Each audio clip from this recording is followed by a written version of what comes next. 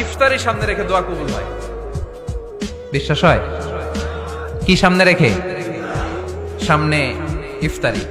বসে থাকি আমরা তৃষ্ণায় সারাটা দিন, ছাতি ফেটে যায়। আল্লাহ দেখে, দেখতে দেখতে আল্লাহর একটা সফট কর্নার তৈরি হয়। এটাই সুযোগ কাজে লাগানোর, ঠিক কিনা?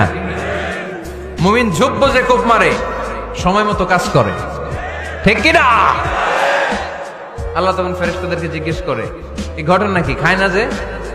খায় না কেন? আল্লাহ রোজা রাখছে। এগুলো কি? রোয়াবজা, পেঁয়াজ, আলুর চপ, বেগুনি, মুরগির রান। খায় না। খায় না কেন? ওরা যে ক্ষুধার্ত। আল্লাহ আপনার ভয়ে। তাই কি চায়? আল্লাহ আপনার কাছে ক্ষমা চায়। ক্ষমা চায়, আল্লাহ রহমতের দরিয়ায় জোশ খেলে যায়। আল্লাহ তখন বলে, আমারে দেখছে নাকি ওরা? ফেরেশতারা বলে, না দেখে নাই। আমার জান্নাত জাহান্নাম দেখেছে? না দেখে নাই। আমারে না দেখে, জান্নাত জাহান্নাম না দেখে আমার এত ভয় করে। যাও, আজকের এই রোজার বিনিময়ে এখন বান্দা যা চাইবে সব কবুল করে নেব।